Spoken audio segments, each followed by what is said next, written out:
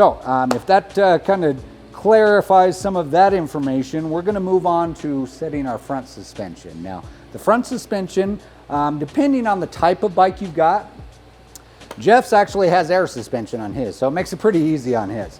So he actually has a little Schrader valve cap right here. We just unscrew the Schrader valve cap, and it's that little shiny valve or cap right there.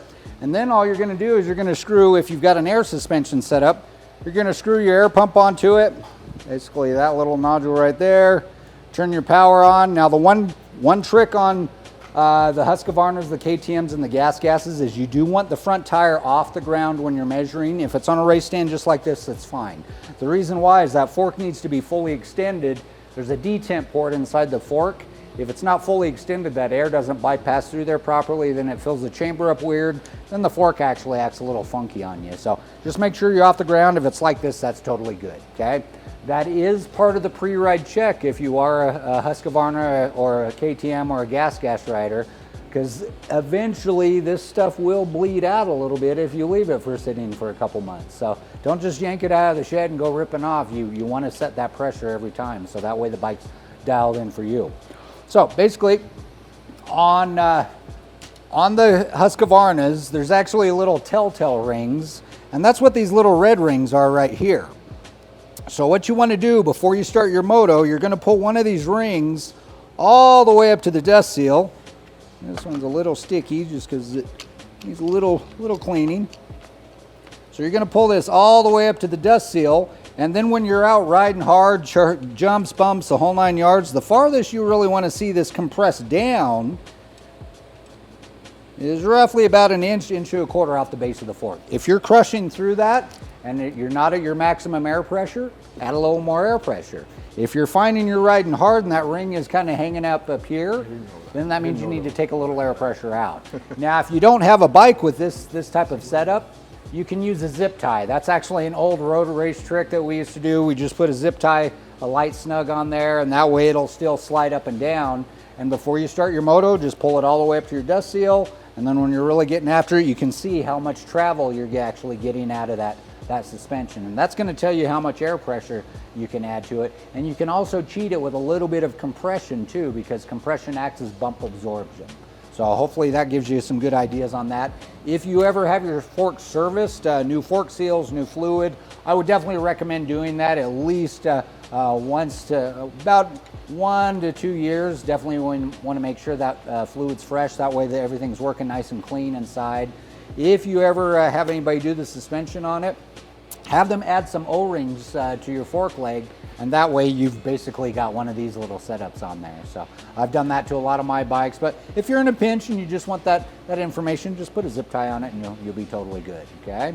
Good deal. All right. So if you have a bike that just has twister adjustments for your preload, you want to make sure those are set up equally. You don't have to have one of these on both fork legs. Just one is fine, because that's going to give you the overall travel of both fork legs. They're not going to twist on you or anything like that, okay? Good deal. Now we're going to delve into compression and rebound. That's always kind of the dark art on suspension. This is going to be the easiest way to mentally process these little clicker adjustments. So I'm going to spin this bike around one more time, just so we can see a good visual on that. Because I know Jeff's shock adjustments are actually on the right side of the bike as well. All right, now everyone gets lost in the whole concept of, am I adding, am I subtracting, what's this plus and minus thing do? I'm really confused about it.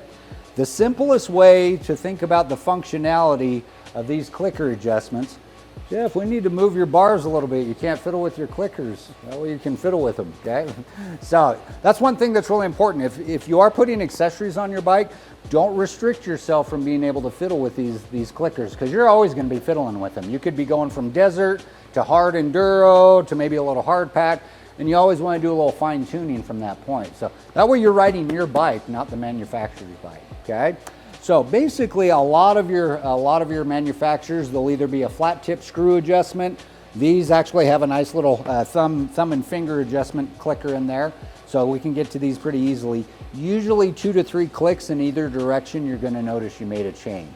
Now, the easiest way to mentally process how these things work, even the ones with the flat tip screwdriver, is when we turn that adjuster in, basically all it's doing is taking a little needle and it's closing off a port valve, and it's going to let less fluid go through that port valve. And if it were the compression side, it would actually firm it up because that fluid's not racing through that port valve as easily. It's kind of like shutting the water off, okay? If you want to feel a little softer on the compression, bump absorption, you're going to back that adjuster out. It's going to pull that needle out of that port valve. That fluid's going to race through a little easier, and it feels a little softer on that compression stroke. So basically, the way I look at the compression stroke, do I need to firm it up or make it softer? If I've got to firm it up, I'm going to restrict the flow by turning the water off a few clicks. If I want it feeling a little softer, I'm just going to open up that clicker and turn the water on a few clicks to where it flows through that valve a little easier. Okay? I hope that kind of gels a little easier because that's always kind of a dark art. Okay?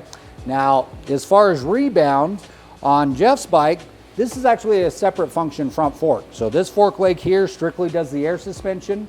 This fork leg does compression, and the rebound adjusters here. Suzuki's, they've got the compression is down here on both fork legs and rebounds up on top on both fork legs. You do want to have all that set equally. You don't want to have them off balance, okay? Excuse me. On the rebound side, basically think of rebound as we're controlling the speed on how fast that front tire returns and makes contact to the ground. What we usually feel in the pilot's seat, let's say the rebound's moving too fast, it tends to want to pogo back at us every time we're going over a jump or a bump. So to slow that down, we're going to take that adjuster and we're just going to shut the water off by restricting that flow through that valve. That's all we're doing. If we want it to come up quicker, we're going to take that adjuster and back it out to where it's pulling out of that port valve a little bit, more fluid races through there, and it rebounds a little quicker for us. So when I'm thinking about rebound and adjusting it, I try to get in my head, do I need to speed it up or slow it down? If I need to speed it up, I'm going to turn the water on to where it flows through that valve a little quicker. If I need to slow it down, I'm just going to turn that adjuster in to where it restricts that flow and it doesn't pop up as quick, okay? Some things you might discover, let's say some handling issues. You find your bike is pushing really easy in the turns. That means your rebound's probably moving too fast and you need to slow it down by turning the water off a little bit, a couple clicks. If it feels a little lazy on coming up to full height, click that clicker out a few clicks and see how that feels. So I've experienced it before, where I hit something that's hard, on a rock or something like that. It just like bounces off like it's gonna do a wheelie. That means your rebound's moving too fast. Gotcha. Yeah, it's too fast. It's just you've got it ported open too much. The water is on too much, and it's just gonna boink at you too quick. Okay. I see. So if you need to slow that down, basically you take that clicker and you close it off a few clicks just to restrict that flow going through that valve. The reason I use faucet analogies is people are like, oh, do I add rebound? Do I subtract rebound? People are telling me more, less. If you just look at it operating like a faucet, you're either restricting the flow going through that valve or opening up the flow going through that valve. Okay, opening up will speed up the rebound. Restricting the flow will slow it down. The compression side, if it feels a little too harsh on that bump absorption, that means that flow is restricted a little too much, and you need to soften it up by opening up that faucet a little bit, okay? So on the shock, is that making good sense, gang? If anybody's questioning on that, definitely chime in and we can. So there's basically just two on the front. There's just two adjustments: the compression and the rebound. Yeah, but your first thing you want to do is your preload. So basically on yours, let's kind of go back old school a little bit. If you didn't have an air fork on there, let's say we were riding the same bike and I weighed 400 pounds. Well, every time you came into the pits, we'd have to pop the top of the fork off, drop a new spring in there to where it would support my weight, and then when you come in, we'd have to drop a lighter spring in. Well, in this case, we just change air pressure. So that's kind of the brilliant thing about air suspension is it's a little. So how does that relate to that yellow, that red ring? So the red ring, that's not really going to give you, so that red ring is basically keeping the bike suspended properly. If it's not suspended properly, it's always going to be compressing too far down. So what do you use to adjust that? Is it are you adjusting the preload, or are you adjusting? Yeah, I'll set my air first. Okay. Yeah, and get that set right at my spec and just go out and kind of rip it around, see how it's feeling. Because a lot of this is all seat of the pants, how it's going to feel good for you. If you get into your manufacturer's owner's manuals, or if you can get on manufacturer's websites, a lot of times they'll have a spec standard measurement to go by. Some of them might be the amount of turns you have to put on the preload, depending on if it's a style like the rear shock, or it might tell you pressure on the air suspension. So just depending on your model. Like my supermoto bike, I'm a pretty light guy, so I actually set my suspension up kind of what they would consider the standard setting. But if I gained a little weight over the winter time, I guess I'd probably have to set it up a little heavier on that setting. So there's 3 different adjustments. Yes, 3 different adjustments. So the preload or your sag is going to elevate the bike properly to where it's suspended properly, and then your compression and rebound are going to react on how that suspension is working for you, either returning slow or fast, or the compression bump absorption, how it's absorbing that bump. So let's say if you were doing some maybe heavy enduro, you probably want that compression maybe just a little lighter, and you want to maybe slow down the rebound a little bit, because if the rebound's moving too fast, it's just going to really bounce back at you every time you on the whoops and stuff like that? Whoops, or in enduro situations, you'd be more looking over logs, rocks, that type of thing. So if you're finding you're kind of glancing and skipping off a lot of those things, your compression might be a little too heavy and your rebound might be a little too fast.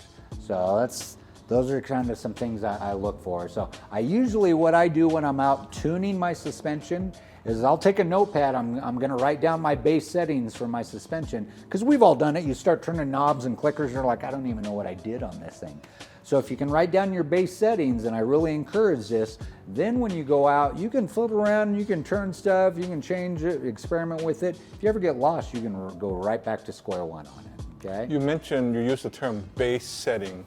How do you establish that base setting? So base setting is going to be a factory setting right from the factory. So depending on which model. How do you know that though? So easiest way to do that, unfortunately this one's a little compressed in here, you might want to change that. So easiest way to do on your, let's say on your rebound, most suspension, the way you want to check your suspension is you want to turn it all the way in to where that needle seats. And you don't want to crank it in there, because that's either an aluminum needle or a brass needle. So you're just going to turn it all the way into where it seats, and then you're going to count the clicks or the turns out, okay? I believe on your bike, I think it's like 23 clicks out for standard on the compression. So all you do is you set it, and then you start counting your clicks on the way out and see where that's at. So what I usually do on that setting, same on your rebound, or if you've got flat tip screw adjusters, you're just gonna turn that in to where you feel it seat. And remember, don't bind it, just okay, that's the stopping point, and you're just gonna count your clicks or your rotations all the way out and go from there, okay? When I'm riding enduro on my bike, I've kind of modified my bike a little bit to where I can race it in supermoto, and I can also take it and do hard enduro. So I've got 2 sets of wheels for it. So out on the racetrack, I need things a little more taut to where they're not bouncing around for me as much. But when I go, say, one of our local spots is AF Canyon, some cool enduro riding up there, there's a lot more obstacles to deflect off and go around. So I don't want that suspension set up as taunt, because every time I go over an obstacle, it'll just deflect me and it could shoot me off a trail, off the side of the mountain, or something like that. So I've got it dialed in where it's like, okay, when I know I'm on the track, I'm 10 clicks out here. When I'm up in going up AF Canyon, I'm like 15 to 20 clicks out on my compression. So depending on how you want that set up. So I really encourage people to fiddle with their suspension. Make it your bike is the big thing right there. Don't ride the manufacturer's bike. But if you ever have any questions, there's a lot of good resources out there. You can give us a shout at the Edge Power Sports, or you can there's a ton of stuff that's information out there as well. Yeah. So for people like me, probably can't do it ourselves, but obviously I'll have to learn how to adjust the compression, the preload, because that's got to fit me, right? However, for somebody that wants to kind of customize the suspension that fits them, because they bought the bike, either it was, it just doesn't fit them. Sure, right? yeah, definitely. Does Edge have a service for that, or do you provide parts, or yeah, you help guide people? Oh yeah, for sure. Yeah, you could actually give us a shout anytime you want. Just so a lot of people don't realize this, but there's only 3 WP service centers in the United States. Takes a lot of work to get to that point. We actually have to go to a lot of training. There's a lot of money invested involved in it. All of the lead technicians here we're all WP certified, and we're one of the only, like I said, there's only 3 in the United States, and we're the only one in the Western hemisphere right here. So if you're ever curious, you could even send your suspension in. We could dial it in for you. The cool part about it is we have all the secret settings that no one else has. If you have WP suspension and someone else is working on your suspension and they tell you, oh yeah, I got the magic setting and all that, I'll tell you this, they're selling you snake oil. All they're doing is looking up on a spec sheet, mainly off of Race Tech, and they're just giving you the valve settings there, and okay, cool, I gave you the super secret sauce. Where they're just pulling information off of the internet, where we've actually, if you wanted Barsh's suspension setup on here, we could put that in here for you. So yeah, we could definitely do some cool stuff that no one actually has that access to. There are also drop-in A kits. I believe for your bike it'd be roughly about $1,400 for new cartridges and a new rear shock for it. Or I think it's right around, I want to say close to $6, and that gives you a full front fork assembly, a full rear shock assembly, and you've got pro suspension. It's honestly, looking at the A-kit assembly, it's the Rolex of the suspension. It's beautiful suspension.